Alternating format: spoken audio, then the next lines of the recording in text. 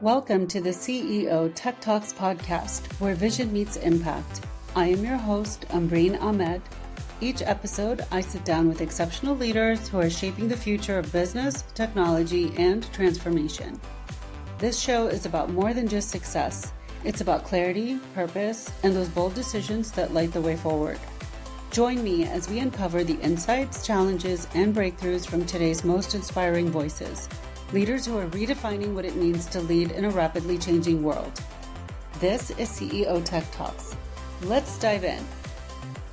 Welcome to CEO Tech Talks. Today, my guest is André Smith, CEO of AMEOT, a rapidly scaling IT and cybersecurity firm that helps federal and commercial organizations modernize securely and efficiently. Welcome, André. Thank you for joining. Thank you for having me, Breen.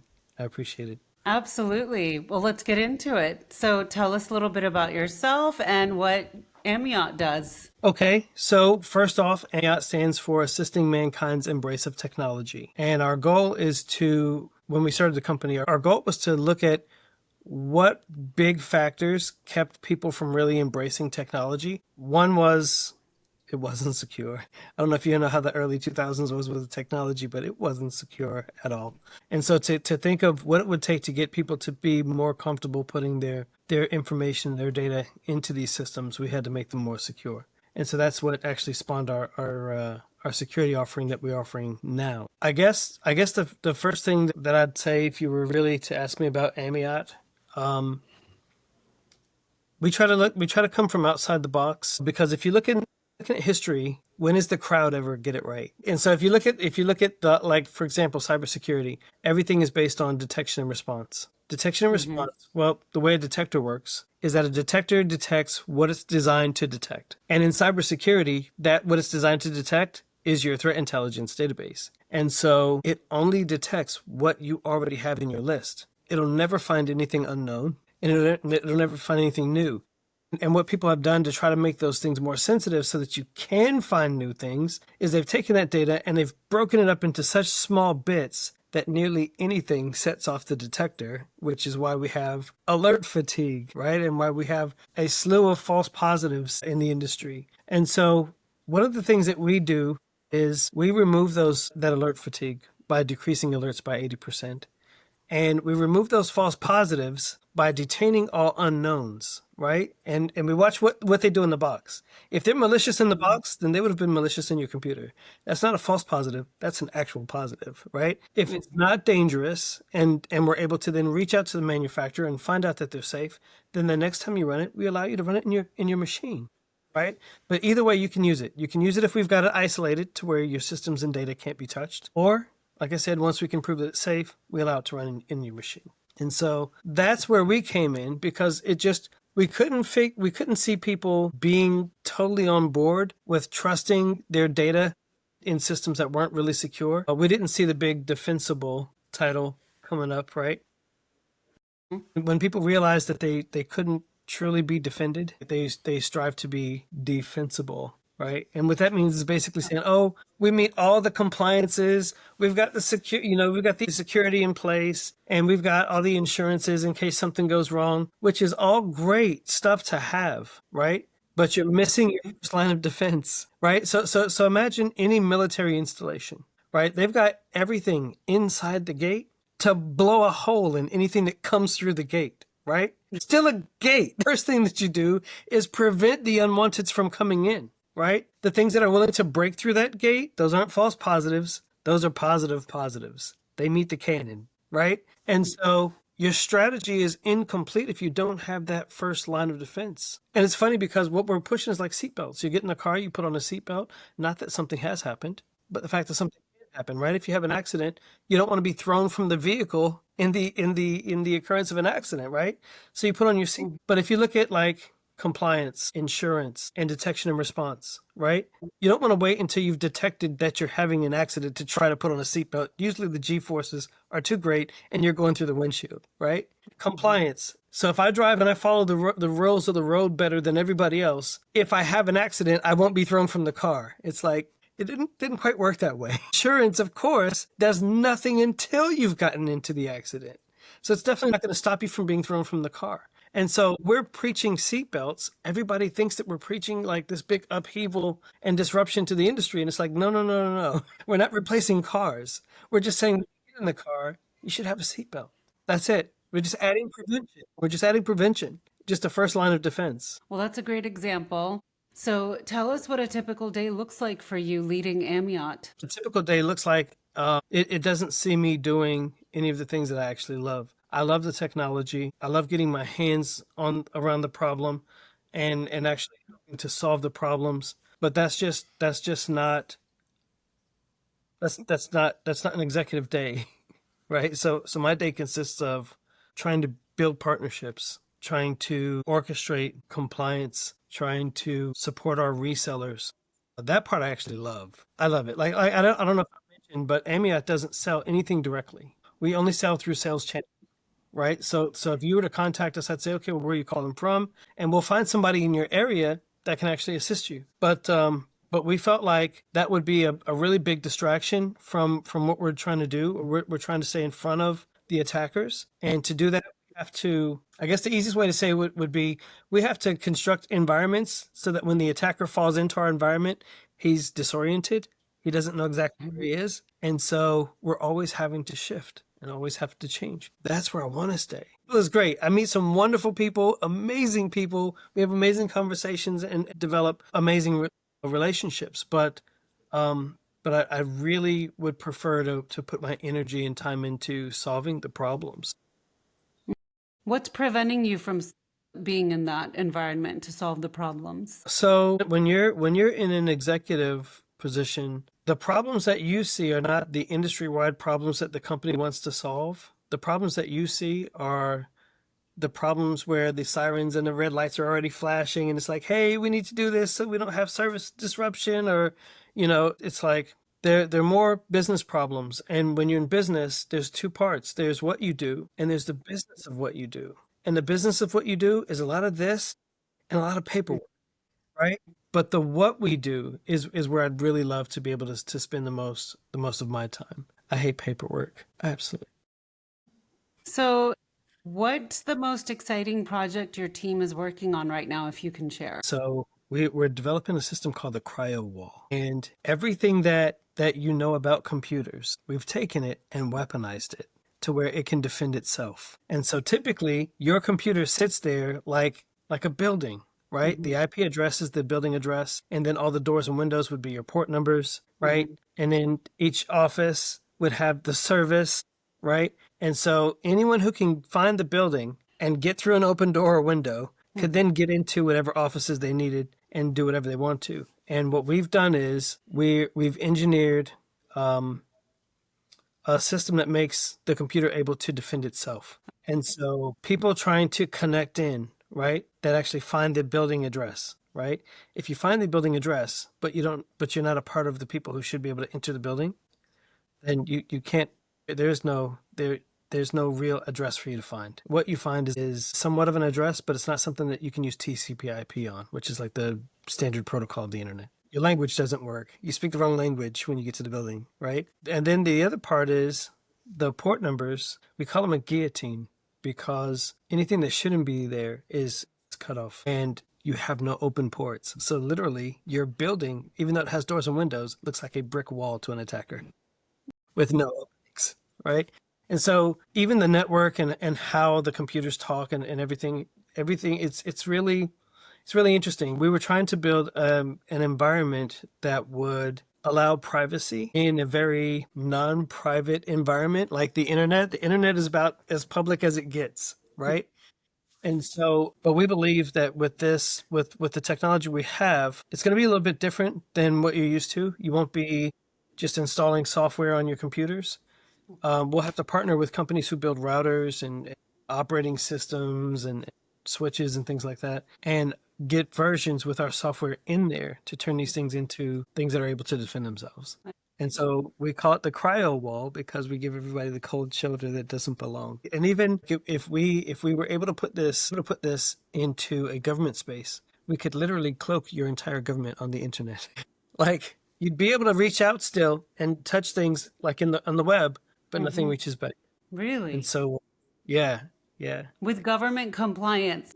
First of all of that doesn't even matter. When you start talking about compliance, you're talking about best practices, right? Like these are the things that you should know when you first come out of school and you go into IT or whatever, right? Sure. Unless you're an Apple head, you know, you got to back up your data, you got to secure your logins and all those kinds of things. And those things only follow problems, right?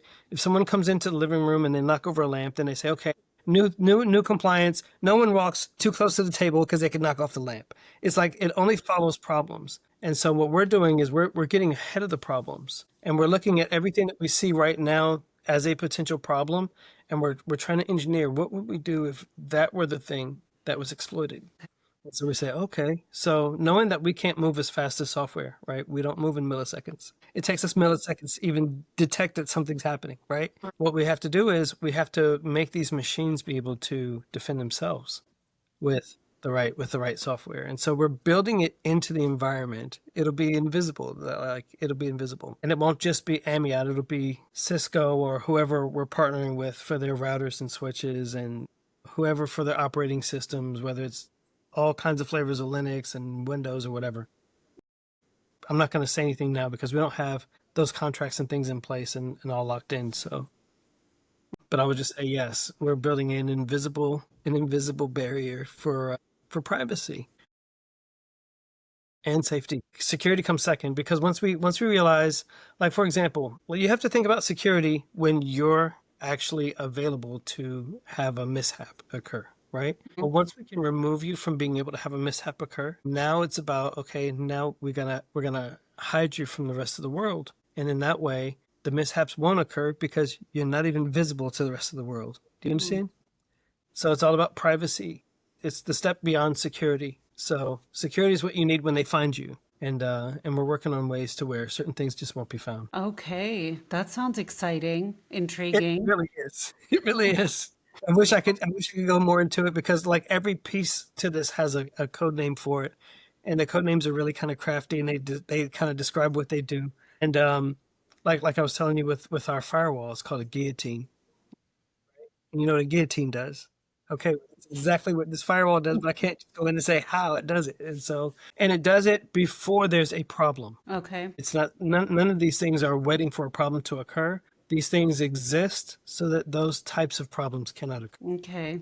That's at the perimeter then. That sounds Yeah, amazing. I can't wait to hear about it once it starts rolling out. yeah. So, thank you for sharing that as Yes. best as most as you could. So, what major shifts are you seeing right now in your industry? Oh, again, we kind of go back to the word defensible. What we're seeing is that a lot of companies are really just trying to build on being defensible, and they're applying the same methodologies. And so you say what shifts, and to me that's kind of a shift, because we looked at where we were back in 2008, 2009, and we said, hey, we got to get in front of the threats. And so we started Sentry, which Sentry sits right at the kernel. Like nothing happens from any unknown application, code, or scripting, right? Because we don't give it kernel access. Okay, so that solved a lot of problems that we were having with cybersecurity. That's how we were able to obtain that zero loss rating, right? We have zero losses to ransomware, malware, and breach, because we don't allow unknowns access to the kernel. Whereas with detection and response, anything that's not on your blacklist is trusted. So it's like so the fact that people are now shifting, they're saying, okay, well, we're not worried so much about the detection and response. Like, we know we have to have that for compliance, but we're going to shift more to investing in compliance to make sure we can try to like get out from under the liability. And it's like, yikes, that's a shift in the wrong direction, right? Because we're trying to help people embrace technology. And how safe would you feel if I said, okay, Umbreen, trust me with your most valuable possessions, and we'll keep them safe. But meanwhile, when you say, well, how do you keep them safe? We make sure that we're not liable if anything happens. We make sure that we incur the least amount of penalties possible if anything happens. So just go ahead and just upload it to our servers. Don't worry about it, right? And it's just like, that's not the right way to go. That's not the right way to go, right?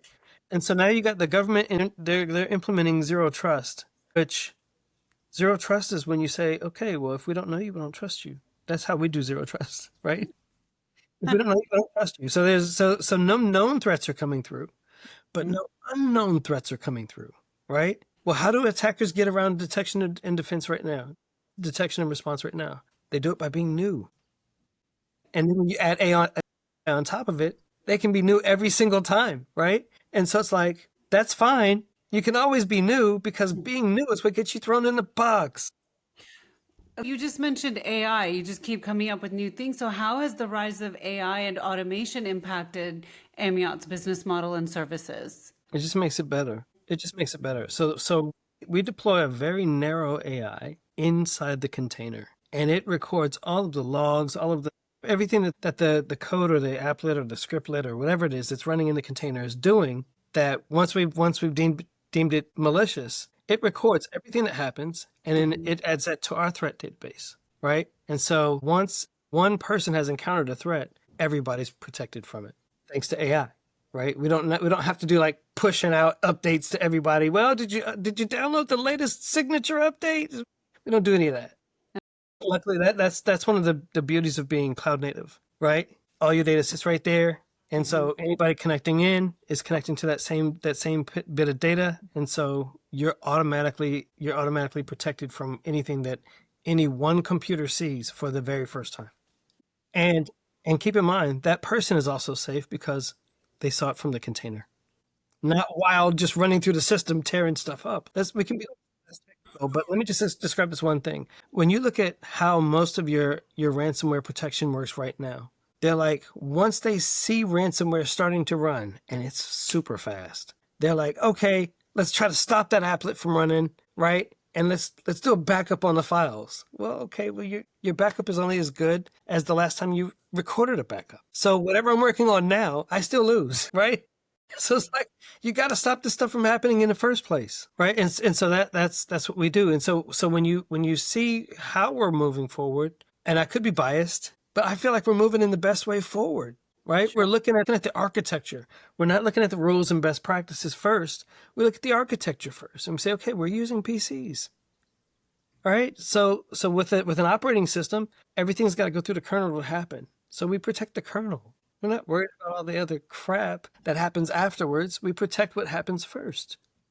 Right. And so to see people going away from architecture and going more into compliance and insurance, it's a horrible shift, in my opinion. Okay. Well, I think you're more focused on solving the root cause, right? And yeah, nipping that in the bud, literally. So let's shift now from the amazing tech and innovation. As far as your business goes now, let's talk about your business and your business strategy. So what's working well for you at the moment and what's been most frustrating? And I think you mentioned some of it earlier. Well, the frustration is the same that it's always been. You know, we're coming with this. We're coming with a very solid outlook, a very solid strategy for stopping things from happening. I mean, we've got a tremendous track record, and yet companies will sit there with no real preventive strategy other than the fact that we think our detection system is going to help prevent problems. It's not what it does. That's like you depending on your smoke detector to stop fire from happening. It's like it doesn't do that. Fire happens first, and then the smoke goes up and gets detected, right? And so that's probably the biggest issue. And then too, you've got a lot of people who say, well, you guys are such a small company. I don't think you could defend a company like ours. We've got over 85 million endpoints on the back end now, and the system doesn't even burp. So I don't think that scale is actually a problem for us. I think that what it is they don't look at who we partner with. And while I'm not going to go into a list of who we partner with, all of our partners are colossal, and they believe in what we're doing, and they help us from behind. So, you know, we've got amazing partners. We've got everything with geographic separation. We've got all of our partners are all like SOC 2 and so forth. Like, we've got tremendous partners, huge partners, right? We're just coming up, and everybody looks at it like, I don't know, they're kind of a small company. So I think that provides the biggest frustration for AMEOT. And how do you think you solved that then? Well, like I said, we've got tremendous partners. Like all of our partners are at the top of their game in the field. And so while they may not necessarily be cybersecurity,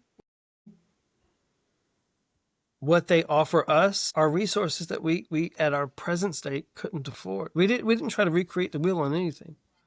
I think that's been our biggest success as far as strategy goes. We don't recreate the wheel on anything. If we find out that you have the best, whatever we're looking for, then I'm coming to you now with the paper. Remember I said I hate paperwork? I'm coming to you now with paper saying, hey, Umbreen, I'd love to partner with you.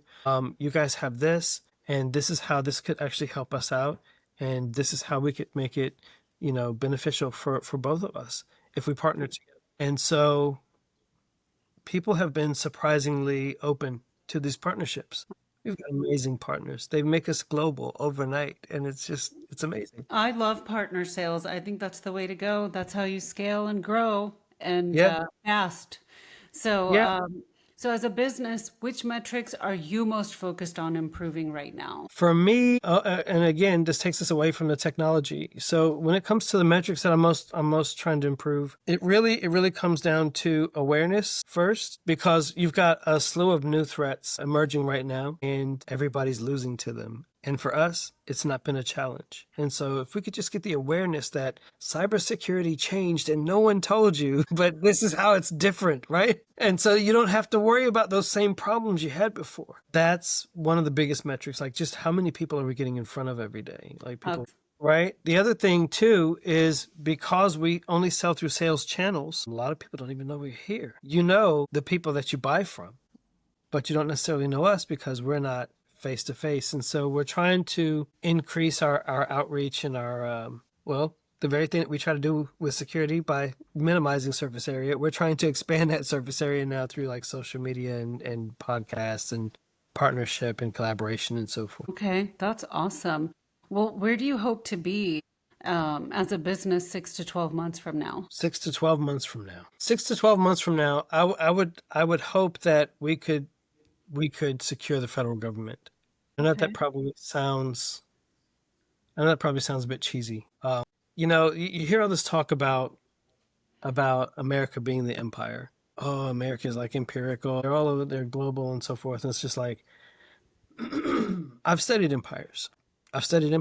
And I know the precursors to their fall. And I'm not sure that I'm ready to wake up in a world where America is not the empire. And the biggest way right now that you can get into the empire is through our electronic infrastructure. We've got to do so much better. And so that's what I'm building for. I'm building because I want to protect the way of life that I'm familiar with. It's not anything bad against any other country, because I'd like to protect them too. But I would really like to be able to secure what we have. I know it's really crazy here right now in more ways than one, but we got a lot of good here. And outside of what you'll see on the news about America, there's a lot of good people trying to do some good things. And one of the biggest issues in America is that everything needs to be profitable. And so there are so many advancements that don't happen because people can't make it profitable. True. So a lot of our future endeavors are going to be hopefully partnering with people who want to do that, finding ways to make it profitable for them, and getting these things in place. There's a lot of things that we've actually created here in America that everyone else in the world does better than us, simply because they're doing it because it needs to be done, and we're not doing it because we can't make it profitable enough. That's horrible. That's a good message, actually, to get out there. It's true. Well, Andre, thank you so much for joining us on CEO Tech Talks. Your insights show how AMEOT is bridging the gap between security and innovation. To learn more about AMEOT and their mission to modernize securely, visit ameot.com. Thank you so much. Thank you for joining CEO Tech Talks. I hope today's conversation sparked new insights and inspiration for your own leadership journey. Until next time, stay inspired, stay visionary, and keep leading with light. Brought to you by Neura AI Consulting.